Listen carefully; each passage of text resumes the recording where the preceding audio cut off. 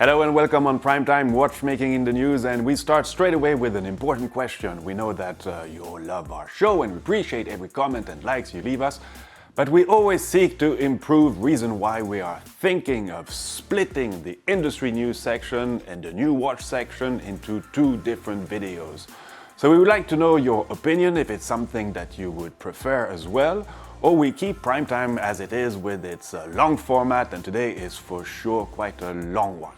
So today we're going to talk about the developments and expectations from the upcoming Watches and Wonders, Time to Watches and other shows, from the upcoming and intense Geneva Watch Week, several very important rumors about LVMH and Richemont, revival of the Daniel Roth and Gerald Genta brands, and of course some new watches. And if you prefer to listen to our Primetime podcast, well, you can already find it on Spotify and Apple Podcasts. And if you haven't seen them, well, since our last Primetime, we published a video on why mechanical timekeepers surpass electronic ones with the beautiful Dent 170-year-old marine chronometer still functioning with amazing precision, as well as a video following up on Daniela Dufour's progression alongside the best teacher ever, Mr. Philippe Dufour.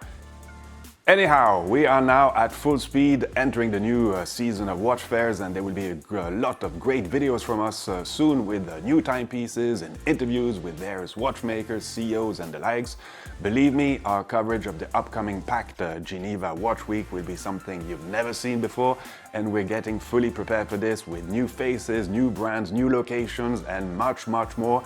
And we'll talk about this in a second. Plus today we're going to review the first watch records from the auction houses and reflect on why there was a decrease in sales from last autumn compared to the same period in 2021. Okay, let's start with the evolution of Watches and Wonders, the ex-SIHH, set to occur between the 27th of March through April the 2nd. There's quite a lot to be said, both in terms of the event itself and how it will now be organized, but also regarding some behind-the-scenes information. As previously mentioned on this show, and following the demise or self-implosion of Baselworld, well, Geneva has definitely become the epicenter of watchmaking-related events in terms of size and the number of participating brands, whether within Watches and Wonders, of course, but many other events scattered throughout the city. Geneva has the necessary infrastructure to host such a dense watchmaking week, a huge exhibition hall and other facilities, convenient logistical solutions, easy access, enough housing, accommodation solutions and so forth, and now a new organization with new ambitions behind this main event of Watches and Wonder. Before, this event was supervised by the FHH, the Fondation de la Haute Horlogerie, and this one was heavily linked with the Richemont Group and still is. When Rolex and Patek decided to make the move to Geneva, including other big players such as Chopard and LVMH brands, well, this resulted in some important changes with the new organizers committee presided by Mr. Jean-Frédéric Dufour, CEO of Rolex. Well, now a new institution called Geneva Watches and Wonder Foundation has been set up, distinct from the FHH, despite the fact that they still share the same offices and the phone numbers for both is still the same, but both organizations have different missions, which again wasn't the case when it was under the sole umbrella of the FHH. So the ambitions of this new foundation are quite simple, with the goal of making Geneva the most important industry playground regarding fairs, meaning not only catering to what will take place within the main exhibition hall, but also some activities outside of it. To summarize things, it's slightly opened its door, and one of the most tangible examples is that finally there will be 2 full days dedicated to the public over the weekend. Inscriptions were open a few weeks ago, and already many people have decided to attend, including many young people, and this can only rejoice us.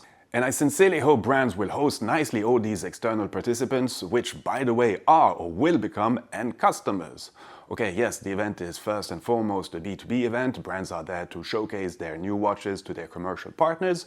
But since many brands and groups have now partly or fully internalized their distribution and retail network, well, this has somehow become a bit less crucial compared to some years ago, when brands would present their entire new collection to their sales network and to the press and media, but things have changed. I mean, on the commercial side, partners will see things that the press won't, since it's more pertinent for brands to scatter throughout the year the visibility of their new pieces, and this mainly thanks to the rise of social media. But coming back on the open to the public side of things and illustrating the evolution of the show, well, on those 2 days dedicated to the public, there will be a few clever things organized. For instance, 4 thematic tours for groups of 15 to 20 people that will help them guide their journey through this fair. And I think this is a good idea because if you arrive in this event, well, you might not know exactly what to look for. Okay, maybe for some, just wandering around is just good enough. And I heard that brands have opened up more their booth to make it more inviting, but nonetheless, to give some kind of guidance seems pretty smart. To participate in these tours, well, you won't be able to apply for them before the show. This will need to happen inside the show itself, and as I mentioned, there will be 4 different tours and each one will have 4 different time slots during each day. So if you're a die-hard fan, well, it will be possible to attend each and single one of them, but again, it's on a first-come, first-served basis. Entry price is set at 70 francs and 40 for students and free for kids under 12. So all in all, there will be 48 participating brands at Watches&Wonders, a slight increase from last year, and you'll find the usual suspects, but also some new players in the independent section. But it's worth noting that precisely some of those hypiest brands from this independent scene won't be there, such as MB&F, Uhrwerk, De Bethune, H. Moser, to name a few. And those are precisely important regarding the cool factor they bring to such an event. The main reason for them not participating remains this cost-benefit equation, because yes, it remains quite costly to participate, and the ones I mentioned have other options. So beside the brands and their booth, there will be other activities, conferences and panels held, exhibitions taking place, and sincerely, since the Dubai Watch Week exists, well, the benchmark for organizing a successful watchmaking event has clearly evolved for the better, and organizers have taken this into consideration. So let's now talk about what will happen outside the main show, because there will be plenty of things happening at the same time on various playing fields throughout the city. Firstly, the other rather big one is called Time to Watches and will be held at the Geneva Art School called the Head, where approximately 50 brands and other exhibitors will be present. It's also open to the public for an entry fee, and you can register directly on their website. And they will also have various conferences and other activities taking place between the 28th of March till the 1st of April. But obviously the list doesn't end there, and at the gallery called Iceberg next to the Four Seasons Hotel in the center of the city, the AHCI will host most of their members showcasing their work, and will of course cover this too. But then other brands will exhibit in some hotels, some will use their own boutiques to do so. Well, the program is quite dense, and the last thing I wanted to mention regarding this upcoming crazy week and coming back to this new Watches&Wonders Foundation, well, they expanded the scope by having other activities occurring within the city. For instance, on the evening of the 30th of March, many boutiques will have an open door event, and this time totally open to anybody there. And I guess this will be quite a fun evening with concerts and other activities.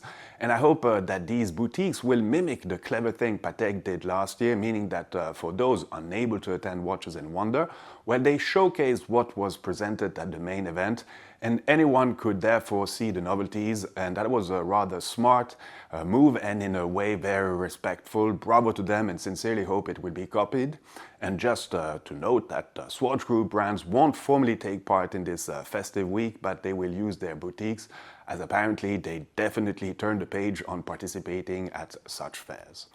So yes, the end of the month will be extremely busy, but exciting despite the persistent concerns expressed by some brands about production and shortages.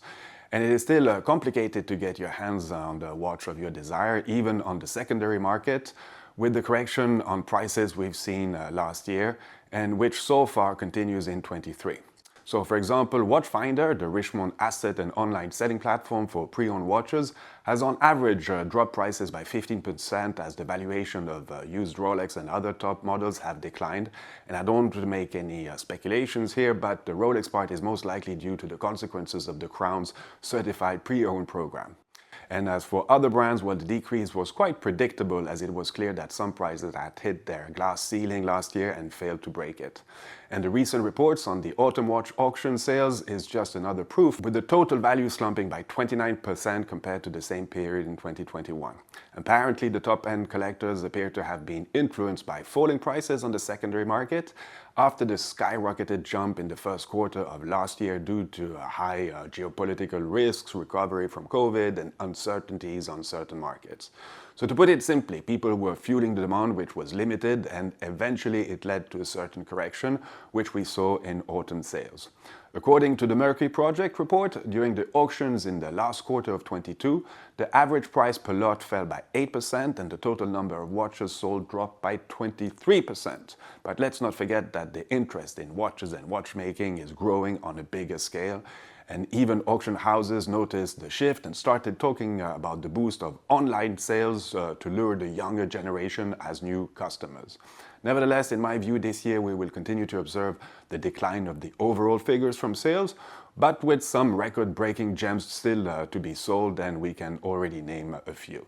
For instance, Sotheby's London luxury online watches sales concluded in February total $4.5 million and broke a new world record for a vintage Patek Philippe and a UK record for a Richard Mille reference. The Patek reference 533 has quadrupled its estimate of $59,700, hitting $227,000.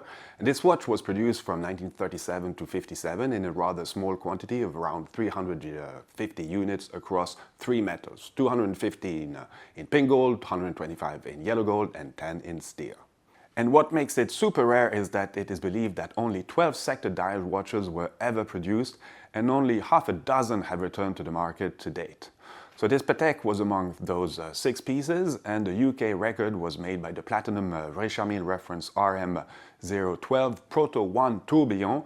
It was sold for $728,000 with the upper estimate of 537. So all nice numbers at the end of the day, but let's see what will happen here in Geneva in May. Another auction house, Christie's, whose results last year in private sales had risen by 73% compared to 21, is planning a bold kickoff in Hong Kong in March, then in Dubai in April, and in Geneva in May, including a special FP Journe dedicated auction, which should be something really interesting. So in Hong Kong, the Watchers Feast started online on March the 10th with 2 Patek Philippe's greatest masterpieces. Each one is an exemplar of the 5 most complicated wristwatch ever made by the Maison. First, the 12 complication reference 6002G Sky Moon Tourbillon with this blue chanlevé and cloisonné enamel dial. And the upper estimate for this one is set at $5.7 million. It's truly an exceptional timepiece with an additional dial on the reverse, and a masterpiece for the case engraving. Plus, it's the most valuable timepiece to be offered on any online auction at Christie's Asia. So the second watch is so-called also a Grail watch, a platinum self-winding Grande Complication reference 5208P, minute repeater, single button chronograph with perpetual calendar.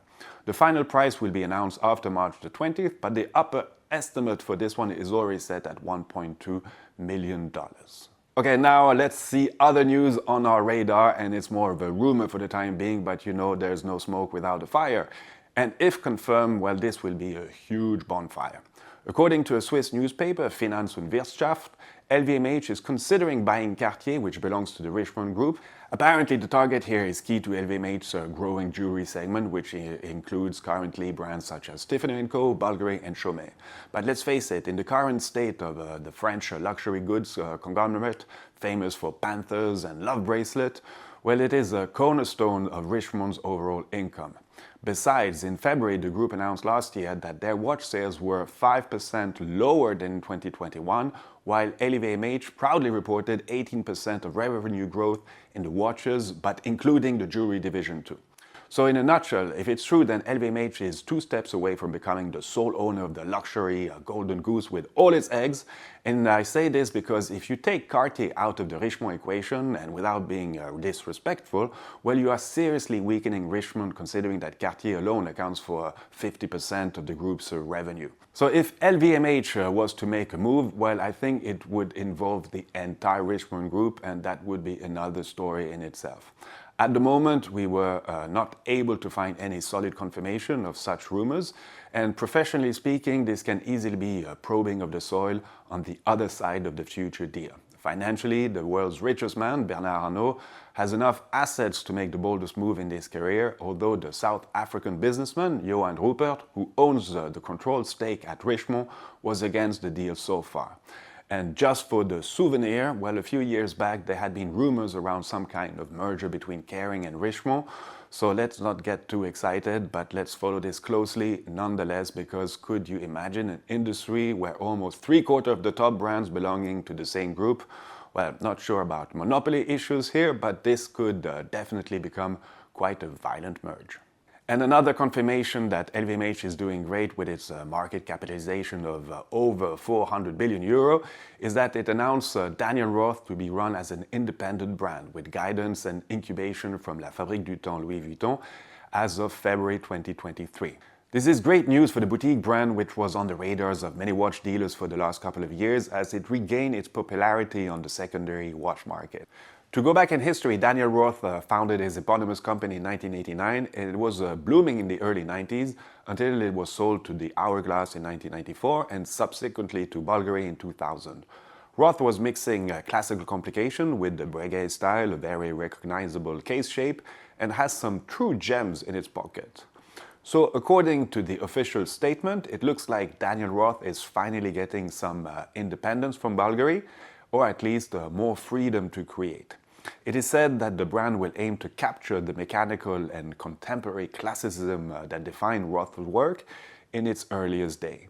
And it would indeed be an exciting journey because La Fabrique du Temps master watchmakers, Michel Navas and Enrico Barbassini, who will be kind of mentoring the new old brand, are well known for their funky and extremely complicated timepieces. I mean, just check their Louis Vuitton Tambour Carpe Diem minute repeater that won the GPHG award in 21, and their latest Louis Vuitton Tambour Jacquemart minute repeater.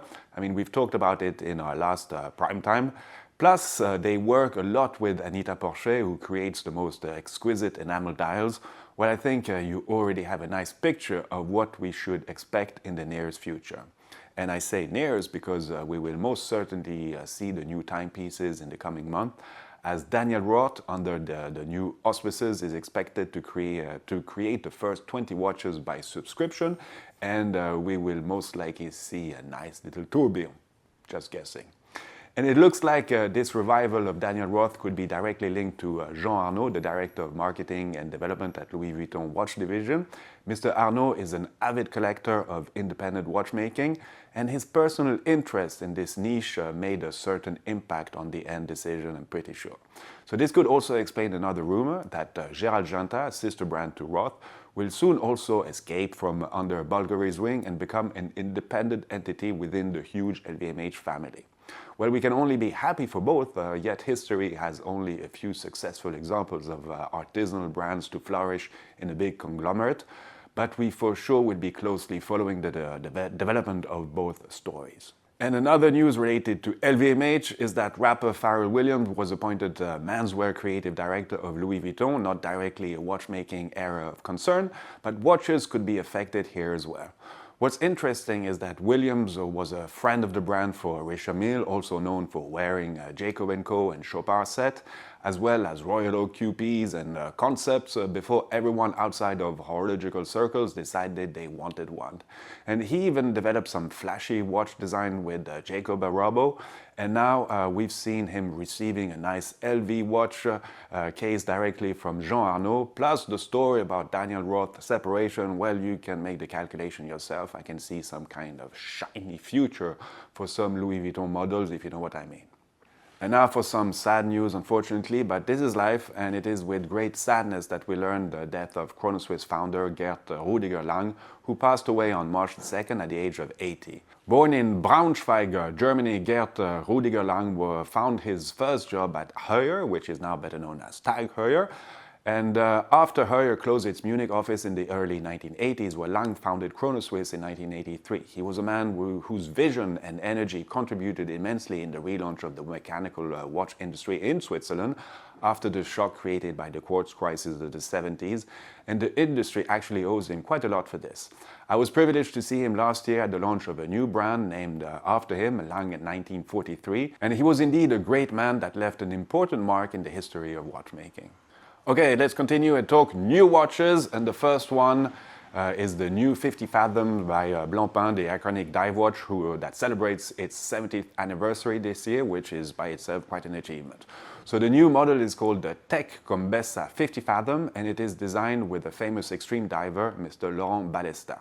It is not the first time that Blancpain has worked with Balesta. The brand supported his Gombessa project on studying some of the rarest, most elusive marine creatures and phenomena on Earth. Balesta and his team use state-of-the-art closed-circuit rebreather diving techniques to reach extreme depth and bring back unique scientific data, photographs and videos. So to date there has been 6 Gombessa expeditions, all supported by Blancpain, and it is the first timepiece capable of measuring immersions of up to 3 hours. The previous limitation of 60-minute dive scales were considered outdated by Blancpain and Balesta, whose rebreather techniques allow him to stay up to 3 hours under the water. It took Blancpain 5 years to design the watch and test it in different conditions.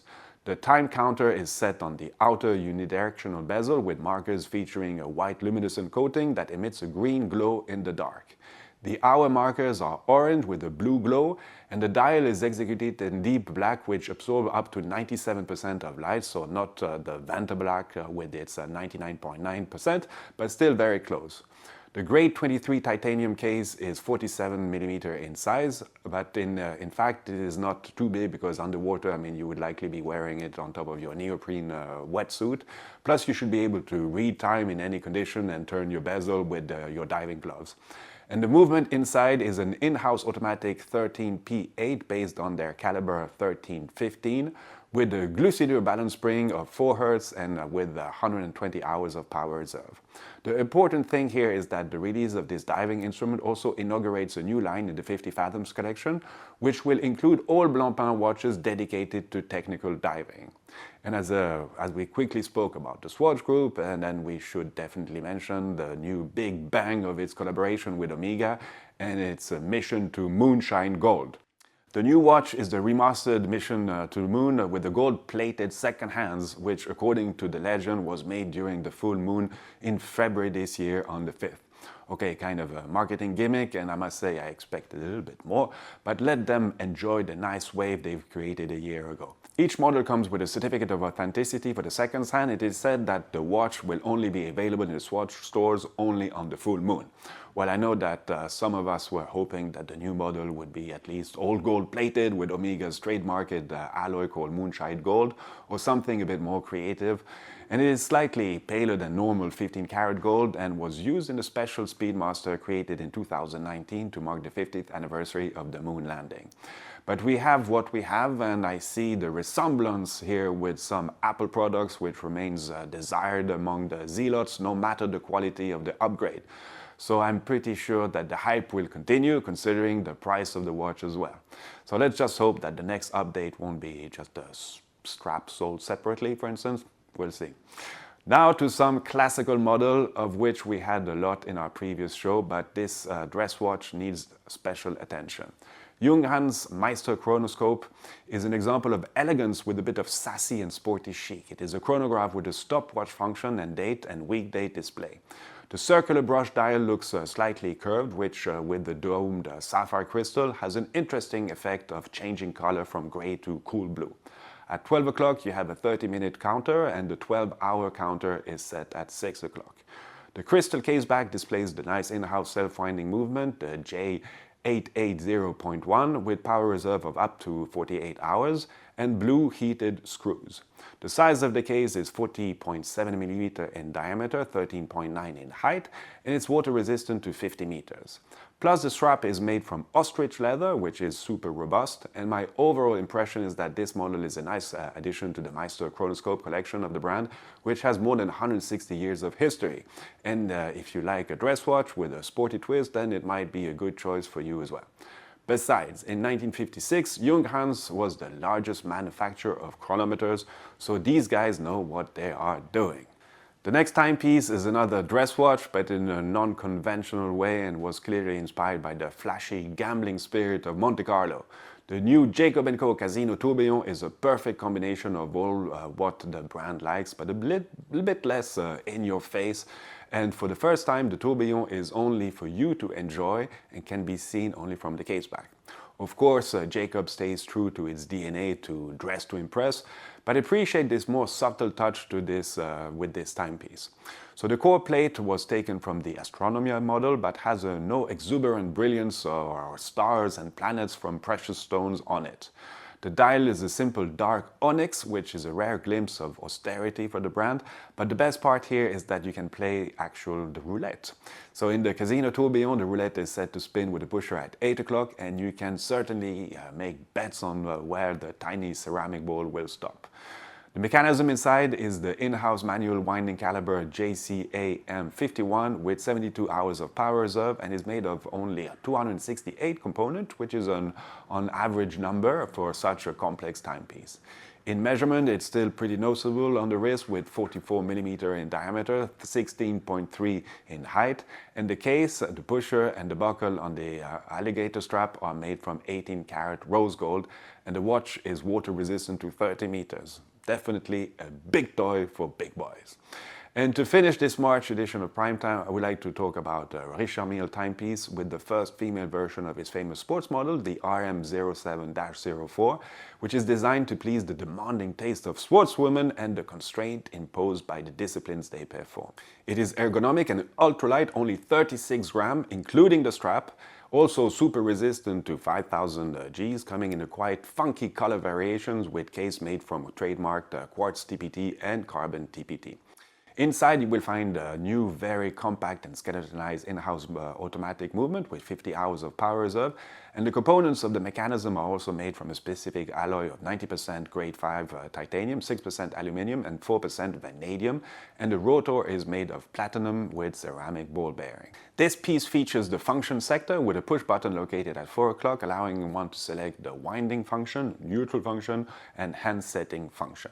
And the hand at 5 o'clock displays the selected function. And in terms of size, it measures 30mm.5 in diameter, 10.35 thick, with an overall lug-to-lug profile of 44.95mm.